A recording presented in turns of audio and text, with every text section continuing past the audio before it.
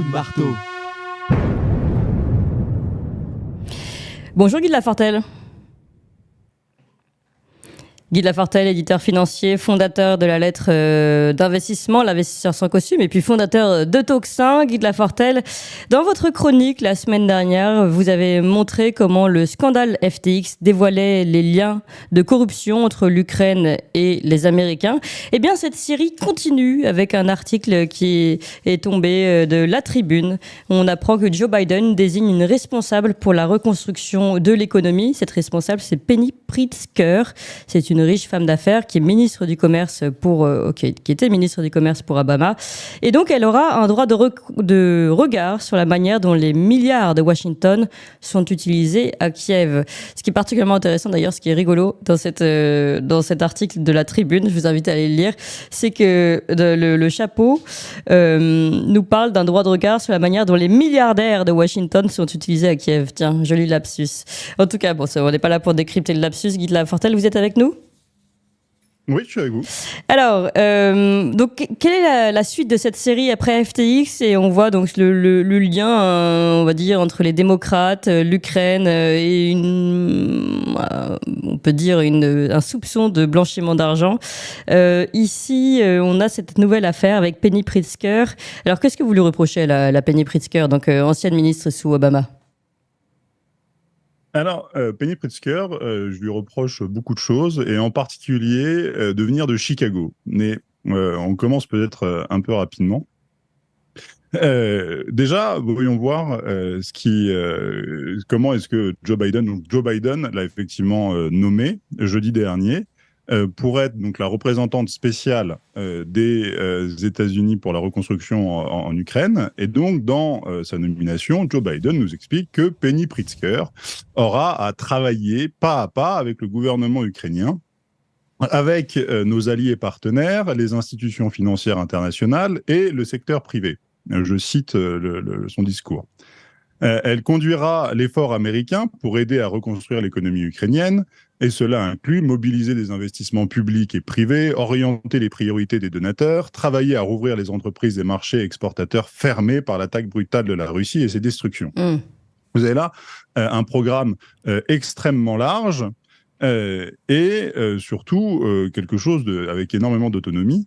Nous pauvres cerveaux d'Européens auraient pu imaginer qu'un envoyé spécial aurait eu pour objectif de commencer par s'assurer que les fonds envoyés étaient utilisés selon leurs objectifs et que tout se passait à peu près comme le législateur l'avait souhaité. Mais on n'est pas en Europe, on est aux États-Unis, oui. Évidemment. Mais déjà, pardon, Guy de Lafortelle, pourquoi, question sûrement très très naïve, mais pourquoi les Américains décident-ils de qui sera le responsable de la reconstruction d'un pays qui n'est pas situé sur leur continent, mais sur le nôtre ? Alors, ça, on peut imaginer que eux, qui sont quand même de très très loin les premiers contributeurs à l'aide en Ukraine, nomment quelqu'un pour aller s'occuper plus spécialement de vérifier que les fonds soient à peu près bien utilisés, de faire la liaison. Quand ils disent l'envoyé spécial pour la reconstruction en Ukraine, c'est-à-dire que c'est pas l'envoyé spécial de l'Ukraine, c'est l'envoyé spécial des États-Unis pour s'assurer que le premier contributeur voit ses fonds utilisés correctement. D'accord. Donc jusqu'à là, rien de choquant. Jusque-là, rien de choquant. Ce qui est toujours très bizarre avec les États-Unis, c'est cette espèce de collusion entre le secteur public et le secteur privé, cette espèce de mélange des genres. Parce que donc, qui est cette Penny Pritzker ? Cette Penny Pritzker, comme son nom l'indique, vient de la famille Pritzker. La famille Pritzker, c'est la famille des hôtels Hyatt. Donc, elle fait partie des milliardaires, elle devra s'auto-surveiller, pour reprendre le lapsus de La Tribune. Il est extraordinaire, ce lapsus. Il est freudien, presque. Il est extraordinaire, et ce qui est amusant, c'est que moi je leur ai signalé La Tribune sur les réseaux, ils ne l'ont pas corrigé, à croire qu'ils souhaitent vraiment insister sur ces milliardaires de Washington qui sont utilisés à Kiev. Et oui, et du coup, donc, elle est là, donc, elle a déjà, Hyatt a un hôtel 5 étoiles à Kiev, donc il y a déjà quelques intérêts de la famille Pritzker via les hôtels Hyatt à Kiev. Ensuite, Penny Pritzker a d'autres intérêts personnels de son côté, c'est qu'elle a créé un fonds de capital risque de son côté, qui peut être très intéressé à aller chercher des budgets et des affaires, ou en tout cas soutenir des entreprises qui pourraient avoir des budgets.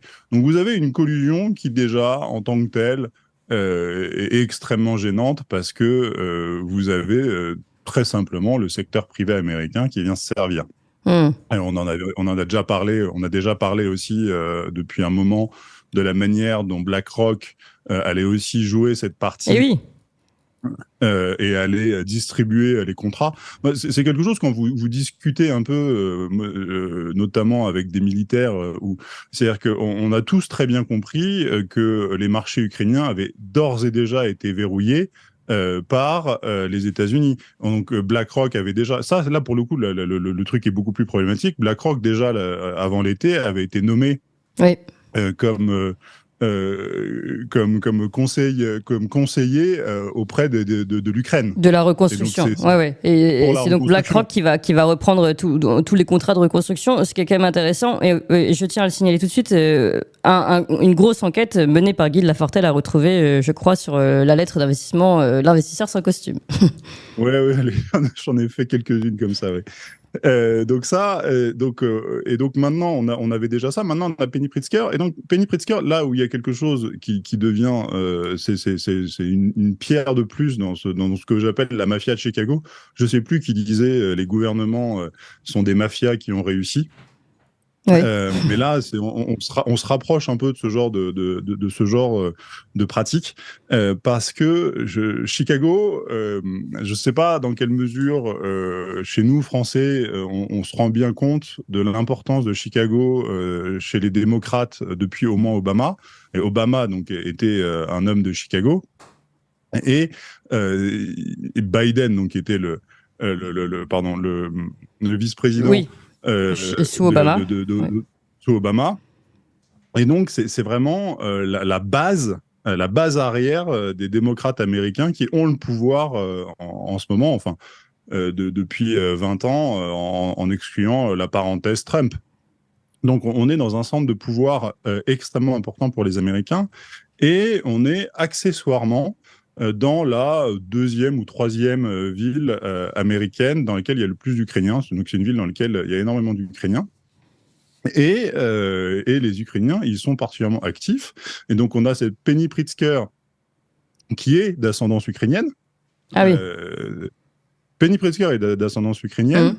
Son frère, J.B. Pritzker, qui est en ce moment même gouverneur de l'Illinois, dont la capitale est bien évidemment, non pas Chicago, mais Springfield. Mais Chicago est la ville la plus importante de l'Illinois.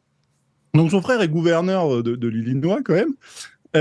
Et vous avez aussi, si vous prenez dans les figures du coin, vous avez quelqu'un comme Rahm Emanuel. Alors ça, pareil, je ne sais pas si ça vous dit quelque chose, Rahm Emanuel. Rahm Emanuel, c'était le premier chef de cabinet de Barack Obama, qui est une figure absolument extraordinaire des démocrates américains, d'une violence et d'une brutalité dans sa manière de conduire les affaires, qui avait commencé déjà sous Clinton, qui a commencé sa carrière en politique nationale sous Clinton.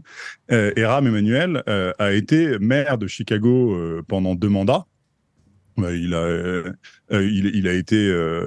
fini par ne pas se représenter aux dernières élections parce que il avait trop de casseroles aux fesses et que plus personne ne voulait de lui, et qu'il avait trop de scandales de corruption derrière lui. Et Rahm Emanuel, qui est aussi d'ascendance ukrainienne, c'est pour vous dire qu'à un moment, il y a un réseau ukrainien extrêmement développé à Chicago. Vous avez l'ancien maire de Chicago qui est ukrainien, le gouverneur actuel qui est d'ascendance ukrainienne, l'envoyé spécial Penny Pritzker, sa sœur, qui elle aussi est d'ascendance ukrainienne, et ces réseaux-là jouent à fond. Et c'est là où, malheureusement, on est obligé de spéculer, on ne peut pas tellement faire autrement, mais quand vous prenez Rahm Emanuel, quand il a été élu à la mairie de Chicago, les gens ne voulaient pas forcément particulièrement de lui, mais il avait 3 fois plus de fonds à disposition que le deuxième dans la course, et 10 fois plus que le troisième. On sait bien qu'aux États-Unis, la politique, c'est de l'argent et toujours plus d'argent. Et il avait notamment, Rahm Emanuel, est crédité à tort ou à raison pour avoir aidé à la campagne de Bill Clinton à l'époque, en forçant Bill Clinton d'aller chercher de l'argent, toujours plus d'argent, toujours plus d'argent. Et donc, on avait vu la semaine dernière avec le scandale FTX, c'est vraiment important de faire ces liens-là. Mais on a vu que on a très probablement, en tout cas, c'est ce que le procès FTX Suggère, ouais. va éclaircir, on a très probablement de l'aide américaine vers l'Ukraine qui a été détournée pour aller financer le Parti démocrate. Ça, c'est ce qu'on avait conclu à la fin de votre série numéro 1 la semaine dernière. Et donc, finalement, si on ajoute, on est dans la série 2, vous dites désormais, on a ce réseau ukrainien de Chicago avec cette femme d'affaires qui va aller suivre officiellement la reconstruction ukrainienne, donc Penny Pritzker. Donc selon vous, c'est la suite, et là aussi il y aura ce même problème de blanchiment d'argent, enfin en tout cas ces mêmes soupçons, ces mêmes probabilités de blanchiment d'argent puisque le procès est en cours. Alors c'est les mêmes dans le sens où vous avez une charnière entre donc des démocrates qui, encore une fois, qui ont besoin, la politique américaine consomme énormément d'argent. Alors, avec les super PAC, qui est ce mode de financement, vous pouvez, aux États-Unis aujourd'hui, financer intensivement des campagnes de manière anonyme et légale. Ça, c'est un truc, c'est vraiment, c'est la magie des États-Unis. Donc, on peut difficilement aller tracer les fonds en particulier. Mais il y a un moment, quand vous voyez l'emprise des réseaux ukrainiens sur la ville de Chicago et comment les réseaux de Chicago eux-mêmes ont pris la Maison Blanche, que vous rajoutez à ça. Faut pas oublier que Biden a une histoire, notamment Hunter Biden, une histoire de corruption en Ukraine qui est extrêmement forte. Ils ont quand même viré un procureur. Ils ont quand même, Hunter Biden était payé quelques millions de dollars pour avoir son siège dans l'entreprise Burisma. Dans l'entreprise Burisma. Donc, il y a un moment, ça commence à faire beaucoup. Alors, à chaque fois, vous prenez les choses indépendamment et vous pouvez vous dire, bon, tiens, c'est bizarre. Il y a un moment, vous savez ce qu'on dit, un barbu, c'est un barbu, deux barbus, c'est des barbus, trois barbus, c'est des barbousses, quoi. On n'a pas le droit aujourd'hui de dire, mais non, voyons, tous ces gens-là font ça, la main sur le cœur. Et puis, il faut quand même imaginer que vous avez là des milliardaires qui ont tous, le frère de Penny Pritzker, donc Jimmy Pritzker, a aussi sa boîte de capital risque. Si vous regardez dans le scandale FTX, c'est la branche, ils ont détourné les dépôts de leurs clients pour balancer ça dans une boîte de capital risque. Vous avez une charnière aussi, et le capital risque, c'est une espèce de grand trou noir dans lequel vous avez de l'argent qui sort d'un côté, qui ressort de l'autre, et puis vous avez une sorte de magie noire qui fait que vous en sortez un profit ou pas. Mais ça, et Guy Lafortelle, faut pas qu'on reste dans le flou, donc c'est toujours dangereux après de porter des allégations comme celle-ci. Mais tout de même, 2014, justement, Maïdan, l'administration Obama était déjà très présente sur place. Donc c'est vrai qu'on voit ces liens depuis le début sur ce qui se passe en Ukraine. Ces liens sont là depuis très longtemps, pardon. Et c'est marrant, je regardais, là, je travaille aussi, ça va arriver bientôt, un petit peu sur les histoires de terrorisme, sur les rapports entre les États et le terrorisme. Oui. Et j'ai retrouvé un article de Slate, alors l'édition américaine de Slate, dans lesquels, qui faisait 10 ans après les attaques du 11 septembre, ils disent, ben voilà, faisons un point, et ils disent, mais la guerre, la war on terror, la guerre au terrorisme qu'on a menée depuis 10 ans est une catastrophe absolue parce qu'on a dépensé des sommes considérables pour rien ou presque rien. C'est très intéressant d'ailleurs de voir les calculs économiques du risque réel du terrorisme par rapport à ce qu'on dépense.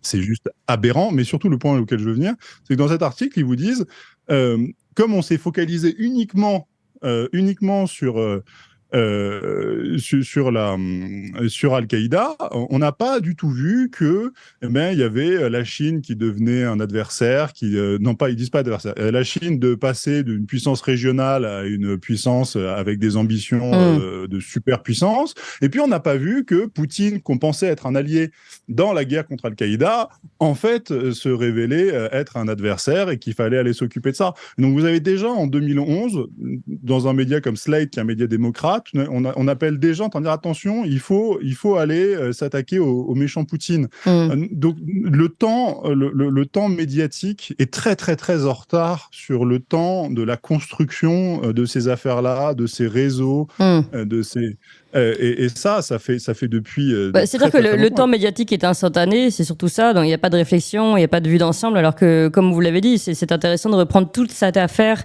ukrainienne et le lien entre l'Ukraine et les démocrates depuis le début, puisqu'on voit qu'ils sont là depuis le début, depuis la révolution de Maïdan, et que finalement il y a un réseau qui s'est tissé et que on voit quelques émergences, notamment avec le scandale FTX et le procès qui est en cours, qu'il y a clairement des questions de blanchiment d'argent par les démocrates. Et donc si on tire cette ficelle, peut-être qu'on va tomber sur toute la pelote dont vous parlez, ce réseau de Chicago ukraino-chicagien, quoi. Ouais, c'est ce qui est encore une fois qui est massif il y a deux choses qui sont importantes encore à compléter pour avoir l'image d'ensemble, c'est que on a un exemple qui est l'exemple irakien, qui est le précédent d'énormes ingérences américaines, où ça, je l'ai déjà dit, mais en Irak. Vous avez 1000 milliards de dollars de pétrole qui ont été sortis de terre depuis la deuxième guerre d'Irak. Il y a 700, il y a combien? Il y a des dizaines de milliards qui ont disparu. Je suis désolé, j'ai plus mon chiffre en tête là. J'ai peur. Alors sur les chiffres, je pourrais pas vous aider, Guy de Lafortelle. C'est pas mon fort. Je sais, mais là, pardon, celui-là, je l'ai pas sous les yeux. Mais si vous regardez, je retrouverai. On peut demander à nos auditeurs aussi. Hein. Vous êtes nombreux d'ailleurs. Vous êtes plus de 1000 à être en réseau, en direct, 1000 viewers sur YouTube. Donc merci d'être toujours plus nombreux, de nous suivre et d'écouter Talk ce matin tous les matins, Guy de Lafortelle. Vous nous parliez donc le lien avec l'Irak. Oui, le lien avec l'Irak, c'est que je crois bien que c'est 700 milliards. Vous avez 700 milliards qui ont disparu dans la nature et qui ont disparu, qui ont été, qui ont servi à certains, qui ont été, c'est comme quand je vous dis que les gouvernements sont des mafias qui ont réussi. À un moment, vous arrivez à ce genre de choses-là. Donc en Ukraine, il va se passer la même chose. Il va se passer la même chose. Il y a un moment, il ne faut pas croire que on va dépenser des sommes considérables, parce que le fric qu'on a balancé en Ukraine est juste énorme. Il ne faut pas croire que ce fric-là, malheureusement, moi j'aimerais bien que cet argent ait été envoyé uniquement pour travailler au bien-être des Ukrainiens. Non, la vérité, c'est que derrière, vous avez une boucle de rétroaction et que cet argent revient après aux États-Unis et que c'est une sorte d'appât. Et c'est terrible à dire, mais c'est la réalité. C'est ce qui s'est passé en Irak, c'est ce qui va se passer aujourd'hui en Ukraine. Et on n'a pas. Ça a toujours été comme ça. Alors, quelques chiffres pour conclure, Guy de Lafortelle. Donc, les États-Unis ont déjà produit 43 milliards en aide sécuritaire, donc aide sécuritaire ou armes d'attaque, vous voyez ça comme vous voulez. 520 millions de dollars sont promis pour soutenir l'infrastructure énergétique de l'Ukraine. Et la Banque mondiale estime à 400 milliards de dollars les besoins de l'Ukraine pour se reconstruire. 400 milliards de dollars. Oui. 400 milliards. Et vous avez des estimations qui sont aussi plus élevées. Mais les sommes en jeu sont absolument considérables. Oui, on comprend que ça intéresse certaines personnes. Oui, les États-Unis ont mis la main sur l'économie irakienne, ils vont mettre la main sur l'économie ukrainienne, et que vous avez de l'argent public qui est envoyé en Ukraine et vous avez de l'argent privé qui en revient.